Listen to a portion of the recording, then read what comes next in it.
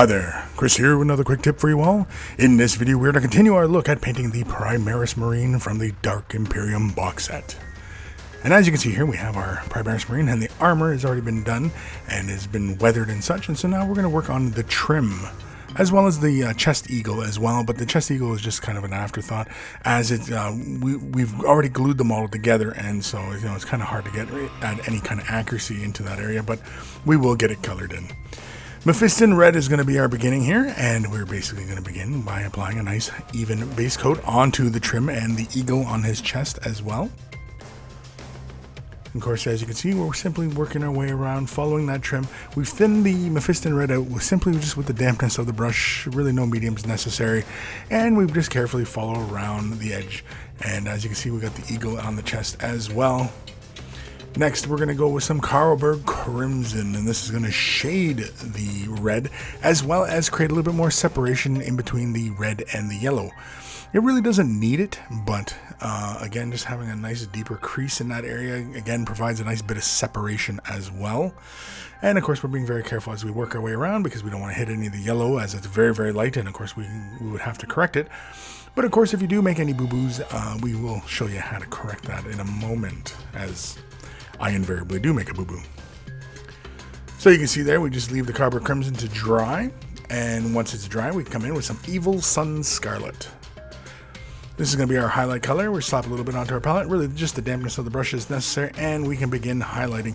Now, you can do the inside edge of the trim, basically following the uppermost portion of the trim, closest to the yellow of the shoulder pad, or you can follow the outer edge. It's up to you, or even both if you want to work a really fine line.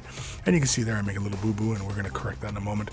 Here, I'm just simply following just a big portion of the red. Basically, I'm only doing the uppermost portion of the trim. The bottom portion is not getting any highlight, and you can see we did a little bit of the eagle as well. Averland Sunset is next, and this is again just to clean up the boo-boos, and as long as you know what base color you did, you can just simply come in and apply it right into the areas. And so really quickly here, before we move any further, I just clean up some of those little edges there, and once that's complete, you can see it's pretty seamless, and it's not entirely obvious that there was a big boo-boo there.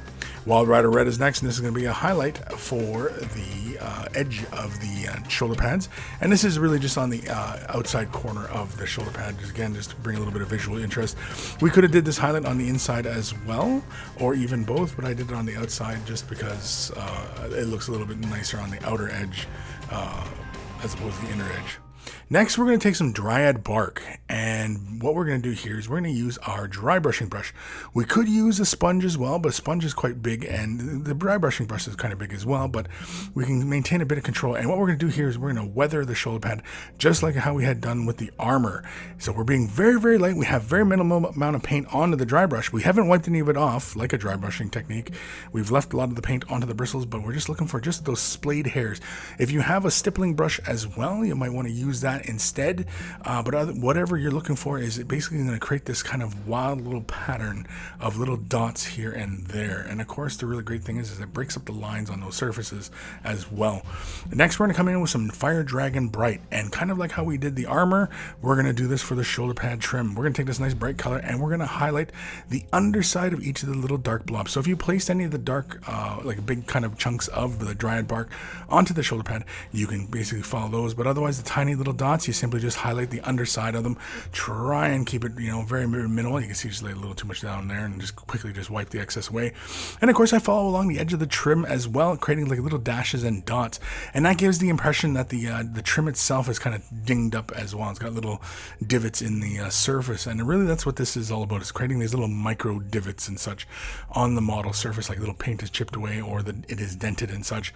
But that is it. That is the trim of our Imperial Fist. It's as easy as that. Do not be afraid to give it a try. We've got even more painting tutorials in the Silver MiniWarGaming Vault. You can watch another one today about how I finish off the bolt gun for this model. Again, giving it an equal erosion as the rest of the model.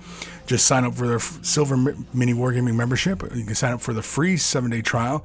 Make sure that you sign up for the Silver membership, and you'll get instant access to over 1,000 painting tutorials already in the vault.